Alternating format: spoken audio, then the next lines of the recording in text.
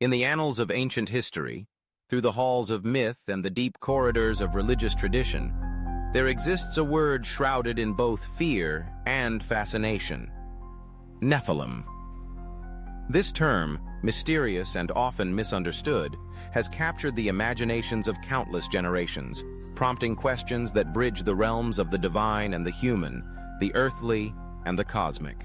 The Nephilim first emerge in the text of Genesis, within the Hebrew Bible, nestled ominously in verses that hint more than they reveal. Genesis 6:1-4 stands as perhaps the most enigmatic description. When human beings began to increase in number on the earth and daughters were born to them, the sons of God saw that the daughters of humans were beautiful, and they married any of them they chose.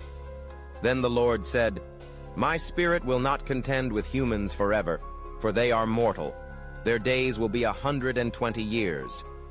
The Nephilim were on the earth in those days, and also afterward, when the sons of God went to the daughters of humans and had children by them. They were the heroes of old, men of renown." This short fragmentary appearance has given rise to one of the most enduring mysteries. Who were the Nephilim? Giants, angels, heroes, or something else altogether? How did they come to walk among humanity, and what was their fate? To answer these questions, we must first consider the sources and the surrounding context. The Hebrew root of Nephilim suggests meanings such as fallen ones or those who fall upon, evoking both the notion of descent and of might, perhaps even violence. Debate rages among scholars as to its precise meaning. Some suggest the Nephilim are the offspring of the sons of God, a phrase understood by some to mean divine beings or angels and mortal women. Others see in this passage an allegorical warning, a mythopoetic account of ancient tyrants or warlords whose deeds left a mark on the collective memory. Yet, it is not only in Genesis that we encounter these figures. The Book of Numbers, centuries later, describes the land of Canaan as home to the Nephilim. The people who live there are powerful, and the cities are fortified and very large. We even saw descendants of Anak there. And further on, we seemed like grasshoppers in our own eyes, and we looked the same to them.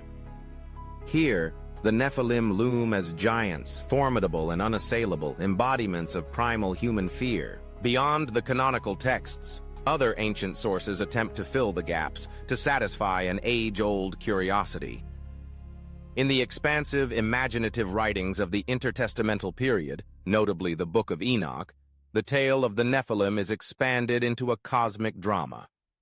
In Enoch's vision, a group of angels, called the Watchers, defy divine order for love, or perhaps desire, of human women. Their offspring are giants, titanic and insatiable, who devour the fruits of the earth and, eventually, humanity itself. Their violence and rebellion sow chaos, prompting God to intervene with the flood, seeking to erase their legacy from the world. In this telling, the Nephilim become the very reason for the great deluge, their existence a mark of a world gone astray. But why, across so many traditions, do the Nephilim retain this grip upon our imagination?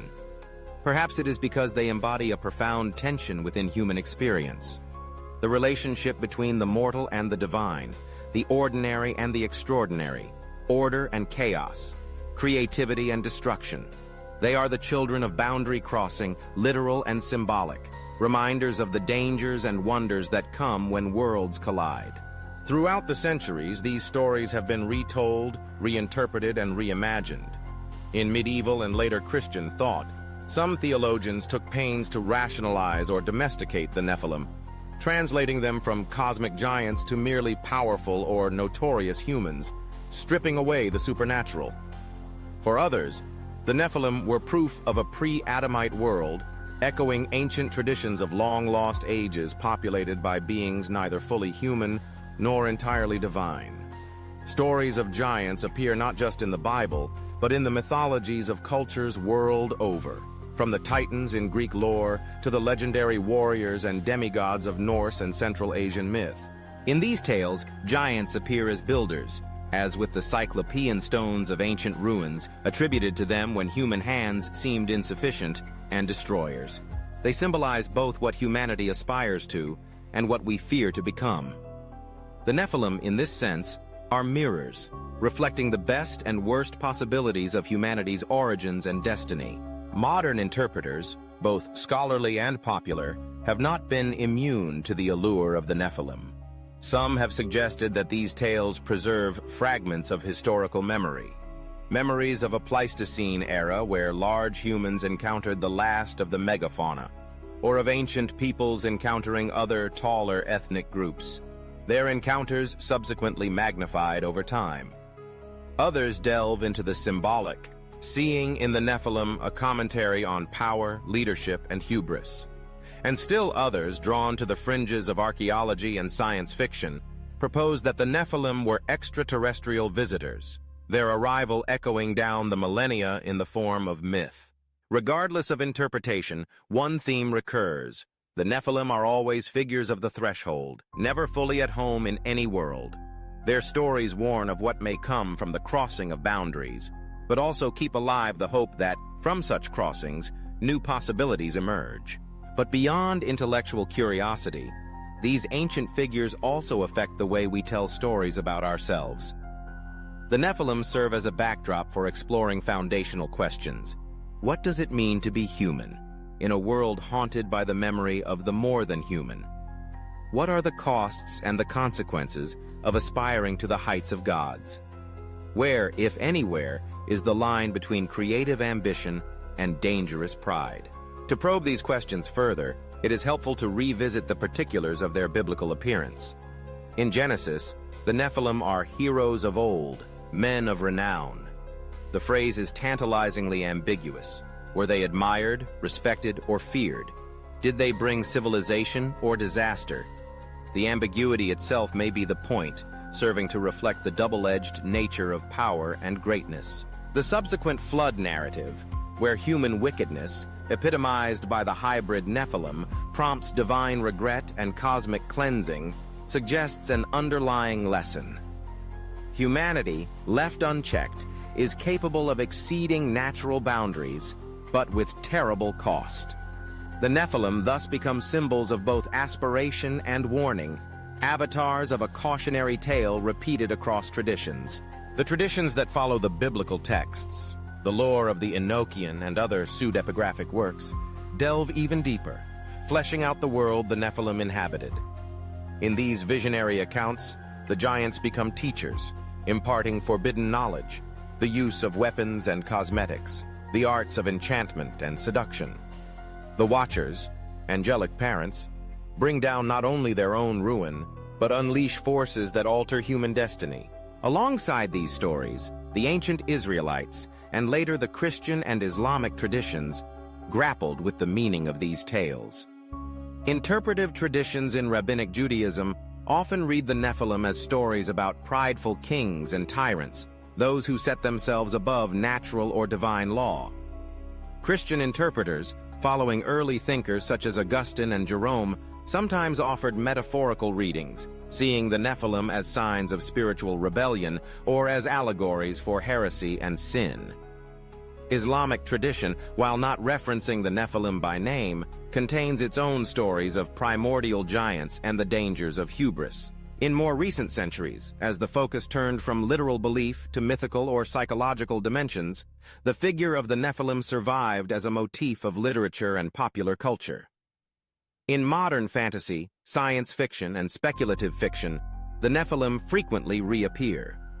Writers and filmmakers draw upon their legacy to create worlds in which ancient bloodlines, secret societies, and long-buried powers reawaken, linking the ordinary to the extraordinary. In these reimaginings, the Nephilim may be protectors or villains, tormented anti-heroes or symbols of an ancient age's lost wonders. What persists through all these interpretations is the sense that the Nephilim stand for something larger than life, forces too big to be domesticated, too dangerous to be ignored. When humanity confronts its own ambitions, its dreams of greatness or fears of transgression, the Nephilim lurk in the background, reminders that every age has its titans, every generation its myths of rise and fall. In examining the enduring appeal of the Nephilim, we see more than just a puzzle of translation or an artifact of literary history. We see, reflected in this ancient word, our perennial struggle to understand the boundaries between what is possible and what is forbidden, between who we have been and who we might yet become. The Nephilim also remind us of the enduring power of stories to make sense of the unknown, to give shape to those moments when the ordinary is suffused with wonder and the mundane brushes against the miraculous. Their legend persists because the questions they raise continue to be ones we ask ourselves about our place in the universe, about the origins of evil and genius, and about the price of seeking what lies beyond the everyday. In this respect, the story of the Nephilim is not only one of the past, but of the present and future. Every culture crafts its own tales of giants, of those who stand above for good or for ill. In the world of science, we strive to transcend our limits through technology. In the arts, we reach for the heights of inspiration. In our ethical and existential pursuits, we grapple with the consequences of hubris and the dangers of crossing into forbidden territory. The Nephilim, for all their ancientness, live on as symbols of these crossings. Whether seen as literal giants, angelic hybrids, or mythic reminders of humanity's longing for transcendence, they continue to invite us to reflect upon the risks and wonders that await beyond the edge of what is known. In conclusion, the myth of the Nephilim forms a bridge across time, linking the dawn of civilization with our modern age. Their shadow looms large over the landscape of human imagination, not only as relics of an ancient worldview, but as living symbols of our ceaseless quest to understand ourselves and the worlds, seen and unseen, of which we are a part. The Nephilim invite us to consider the price of greatness, the limits of mortal achievement, and the ever-present fascination with what lies just beyond the veil of the possible. Though the earth may, as Genesis suggests, no longer be home to their kind, the echo of their story remains, a challenge, a warning, and perhaps above all, a testament to the enduring power of myth to shape how we make sense of our past, our present, and our future.